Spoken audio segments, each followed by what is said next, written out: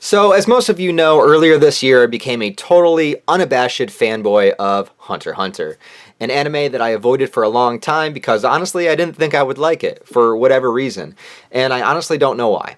But as I found out watching it, not only do I love the series, but it is one of the most creative and well thought out pieces of written fiction that I've ever encountered. The writing, storytelling, and character development, and not to mention the world building. My god, the world building, you guys.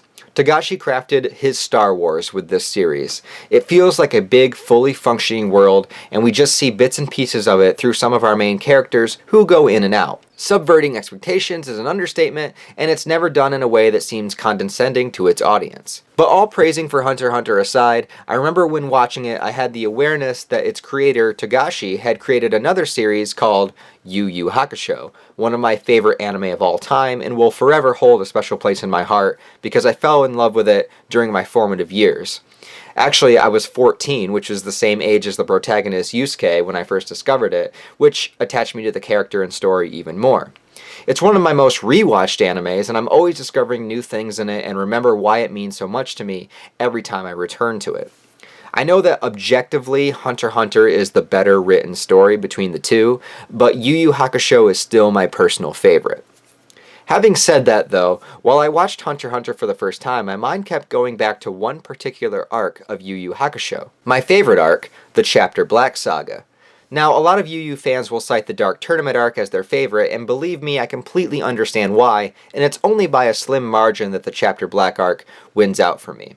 But Chapter Black was a very different kind of arc than the Dark Tournament. Whereas the Dark Tournament had a very basic setup, a tournament, duh, and plenty of development and character moments happened through that, but then in the Chapter Black arc, things went off the rails and the show just became incredibly hard to predict. New power systems were introduced, new characters and villains, and then it would branch off in these completely different scenarios and styles that kept me on my toes the entire time while watching, and then I put together a theory. The Chapter Black arc of Yu Yu Hakusho feels like, to me, basically the beginnings of what Hunter x Hunter would ultimately become.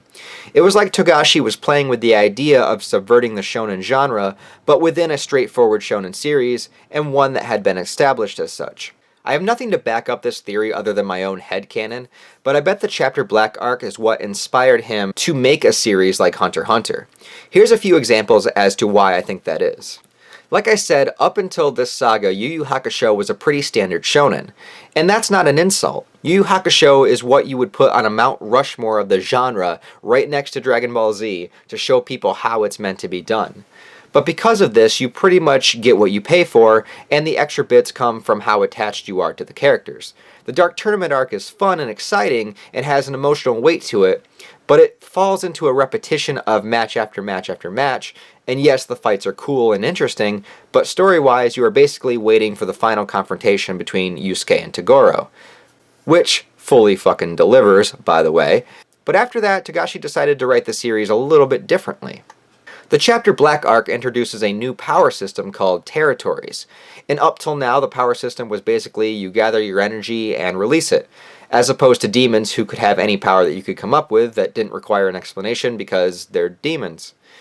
Territories are something particular humans could acquire that would, as it sounds, release a range in which they could use a technique, and anyone within that range was subject to their power. And the powers were unique and specific to them as a person.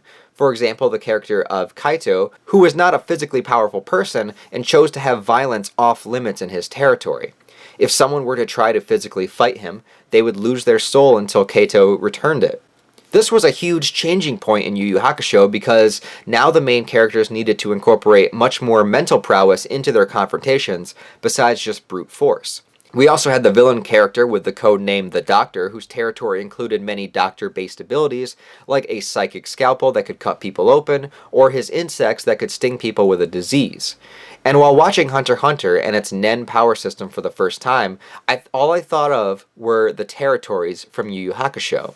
Territories are of course much less intricate, but the idea of a very specific power to an individual, and the fact that they had rules to accompany them, seemed like an interesting parallel to me. Nen is a power system full of rules and stipulations, and I got to think that Togashi was maybe testing the waters of what Nen would be when he came up with the idea of territories. Another example is the kid with the codename Game Master. Up until this arc, Yusuke pretty much only fought against demons, but here we had a group of human villains who kind of reminded me of the beginnings of the Phantom Troop. I mean, Sensui and Chrollo do kind of look alike to begin with. And this brought in the moral questioning of killing when it comes to another human. So not only did the Chapter Black saga get more in-depth with its power system, but it was getting deeper into the moral standings of its main characters. Game Master's power dealt with him being able to simulate a video game in real life, and while in the territory, you had to defeat the game in order to escape. Again, forcing the characters to have to do something different other than straight up fighting. And the fact that they would have to step outside of their comfort zone and play along just reminds me so much of something that would happen in Hunter x Hunter.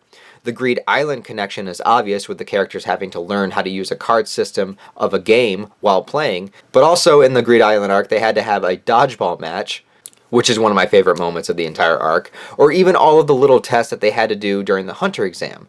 It's forcing your characters to do something outside of the norm, and seeing how that they respond to that. It got even deeper in Yu Yu Hakusho when Kurama realized that beating the game meant literally killing its game master, the child, and that the main antagonist Sensui deliberately set it up so that the characters would have to debate killing him and waste more time. And it's just so good, and I'll be right back. I gotta rewatch Yu Yu Hakusho again. And there are other parallels throughout the arc that remind me of Hunter x Hunter. Again, like I said, Sensui basically looks like Chrollo. Hiei's design is basically reused and altered to make Phaeton. And I think this arc of Yu Yu Hakusho really is a stepping stone and playground for Togashi to try to throw a bunch of things at the wall and see what stuck. And thankfully for all of us, he took what was good about this arc and basically transferred it into a completely new story, world, and characters. It's cool that I can get a similar vibe from the two series, yet they still are completely different in so many ways.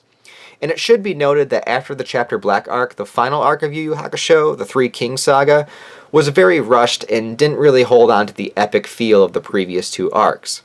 Togashi himself apologized for ending Yu Yu Hakusho the way he did, and he stated, "All I could do at this point was to start deconstructing the characters or go on repeating the same storylines over and over until the readers got bored.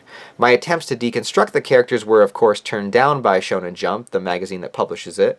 I didn't have the strength, physicality, or mentality to keep doing the same thing over and over." And he was smart enough to realize that this is a trap that a lot of shonen fall into.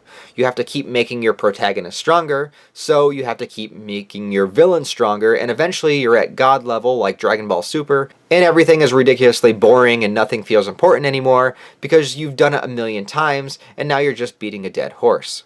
Series like One Punch Man deconstructs this by starting the protagonist already at his strongest point and playing with it and making fun of the genre like that. And then Togashi creates Hunter x Hunter, a shonen series that doesn't fall into formula.